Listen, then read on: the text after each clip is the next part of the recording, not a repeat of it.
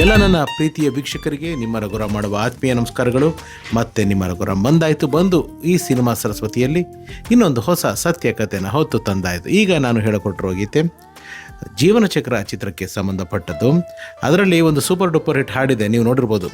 ಆನಂದ ಆನಂದ ಆನಂದವೇ ನೀ ತಂದ ಪ್ರೀತಿಯಿಂದ, ನೀ ತಂದ ಬಾಳಿನಿಂದ, ನಾನು ನೀನು ಎಂದು ಹೀಗೆ ಸ್ನೇಹದಿ ಸೇರಲು.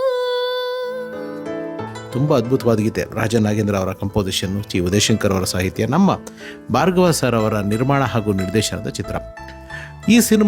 ಈ ಹಾಡಿನ ಚಿತ್ರೀಕರಣ ಚೆನ್ನೈ ಹತ್ತಿರದಿಂದ ಸ್ವಲ್ಪ ದೂರ, ಒಂದು 40-50 ಕಿಲೋಮೀಟರ್ಸ್ ಇರ್ಬೋದು. ಅಲ್ಲಿ ಒಂದು ಪಾರ್ಕಲ್ಲಿ ಈ ಸಿನಿಮಾದ ಶೂಟಿಂಗು ಭಾರ್ಗವ ಸಾರು ಪ್ಲ್ಯಾನ್ ಮಾಡಿದ್ದಾರೆ. ಪ್ಲ್ಯಾನ್ ಮಾಡಿರಬೇಕಾದ್ರೆ ಏನಾಗಿದೆ, ಅವರ ಆ ಲೊಕೇಶನ್ ಚೆನ್ನೈ ಟು ಅಲ್ಲಿಗೆ ಓಡಾಡಬೇಕು ಅಂದರೆ ತುಂಬ ಹೊತ್ತಿಡಿಯುತ್ತೆ, 1.5 hour ಹಿಡಿದ್ಬಿಡೋದು.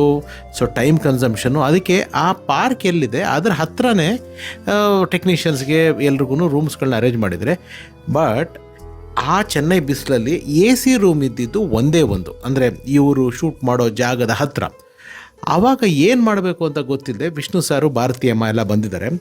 ವಿಷ್ಣು ಸಾರು ಭಾರತೀಯಮ್ಮ ಆ ರೂಮ್ನ ತೊಗೊಂಡಿದ್ದಾರೆ. ರಾಧಿಕಾ ಮೇಡಮ್ ಅವರು ಶೂಟಿಂಗಿಗೆ ಬಂದಿದ್ದಾರೆ. ಅವರಿಗೆ ರೂಮ್ ಇಲ್ಲ, ಯಾಕೆಂದರೆ ಚೆನ್ನೈ ಬಿಸಿಲಲ್ಲಿ ವಿತೌಟ್ AC ಇರೋದಕ್ಕೆ ತುಂಬ ಕಷ್ಟ. ಆಗ ಸಿನಿಮಾ ಇಂಡಸ್ಟ್ರಿ ಯಾವ ರೀತಿ ಇತ್ತು, ಆ ಒಂದು ಈಕ್ವೇಷನ್ನು ಕಲಾವಿದರ ಮಧ್ಯೆ ಯಾವ ರೀತಿ ಇತ್ತು ಅಂತಂದರೆ, ವಿಷ್ಣು ಸಾರು, ಭಾರತೀಯಮ್ಮ, ರಾಧಿಕಾ ಮೇಡಮ್ ಅವರು ಈ 3 ಜನ ಕೂಡ ಒಂದೇ ಕೊಠಡಿಲಿದ್ದಾರೆ.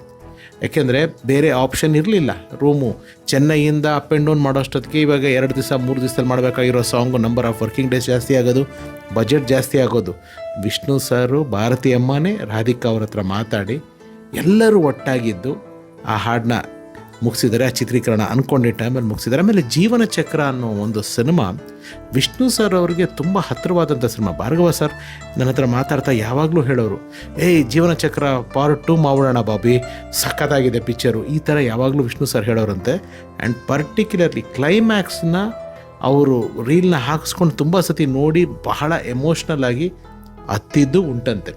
ಸೊ ವಿಷ್ಣು ಸರ್ ಅಂದರೆ ನಾವು ಒಂದು ಸಾಹಸ ಸಿಂಹಗರ್ಜನೆ, ವೀರಾದಿವೀರ ಜೊತೆಗೆ ಬಂಧನ, ಜೀವನ ಚಕ್ರ, ಈ ರೀತಿ ಒಂದು ಎಮೋಷ್ನಲ್ ಆಗಿರೋ ಪಿಕ್ಚರ್ಗಳನ್ನು ಕೂಡ ವಿಷ್ಣು ಸರ್ ಕ್ಯಾರಿ ಮಾಡಿ ಅದು ಸೂಪರ್ ಡೂಪರ್ ಹಿಟ್ ಮಾಡಿರುವಂಥ ಒಂದು ವಿಚಾರಗಳು ಸಾಕಷ್ಟಿವೆ. ಕರುಣಾಮ ಇರ್ಬೋದು, ಈ ಥರ ಸಾಕಷ್ಟು ಸಿನಿಮಾಗಳಿದೆ.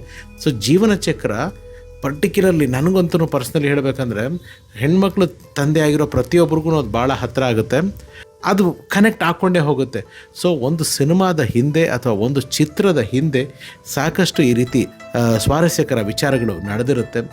ಅದನ್ನು ನಿಮ್ಮ ಮುಂದೆ ತೆರೆಯ ಹಿಂದೆ ನಡೆದಿರುವ ಸತ್ಯ ಕಥೆಗಳನ್ನ ಪ್ರಸ್ತುತಪಡಿಸೋದೇ ಈ ಸಿನಿಮಾ ಸರಸ್ವತಿ ಕಾರ್ಯಕ್ರಮದ ಉದ್ದೇಶ ಅಂತ ತಿಳಿಸ್ತಾ ಈ ಕಥೆನ ಇಲ್ಲಿಗೆ ಮುಕ್ತಾಯ ಮಾಡ್ತಿದ್ದೀನಿ. ಈ ಕಥೆ ನಿಮಗೆ ಖುಷಿ ಕೊಟ್ಟಿದ್ರೆ ನಮ್ಮ ಶ್ರಮ ಸಾರ್ಥಕ ಅಂತ ತಿಳಿಸ್ತಾ, ಮತ್ತೆ ಮುಂದಿನ ಸಿನಿಮಾ ಸರಸ್ವತಿಯಲ್ಲಿ ಇನ್ನೊಂದು ಹೊಸ ಸತ್ಯ ಕಥೆಯನ್ನು ಹೊತ್ತು ತರ್ತೀನಿ.